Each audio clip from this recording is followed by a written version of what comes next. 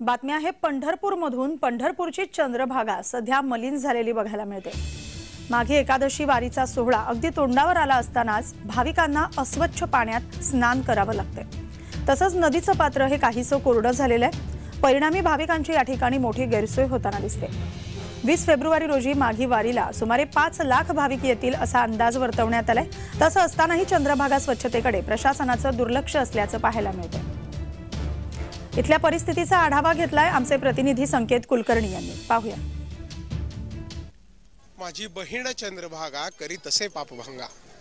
चंद्रभागा नदी ही पापभंग करते असं मानलं जातं। त्यामुळे या चंद्रभागेच्या स्नानासाठी वारकरी भक्तांची मोठी गर्दी पंढरपुरात पाहायला मिळते।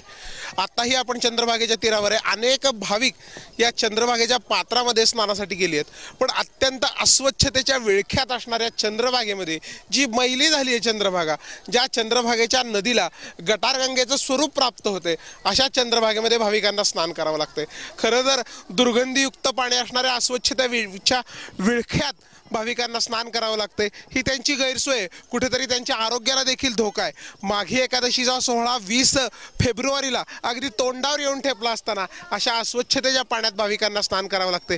हे खरं तर एक कुठेतरी भाविकांमधून नाराजी याबद्दल व्यक्त होते। त्यामुळे बंधाऱ्यातून भाविकांसाठी चंद्रभागेच्या स्नानासाठी पाणी सोडावं अशी देखील मागणी काही भाविकांची आहे। मात्र असे असताना चंद्रभागा स्वच्छतेची जी गरज आहे, कारण चंद्रभागा पापभंग करते असं मानलं जातं, त्यामुळे चंद्रभागा स्वच्छतेच्या गरजेसाठी कुठेतरी आता प्रशासनानं लक्ष देऊन चंद्रभागा स्वच्छ आणि सुंदर करण्याची गरज आहे।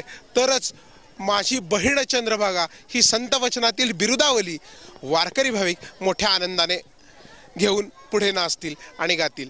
संकेत कुलकर्णी, जय महाराष्ट्र, पंढरपूर।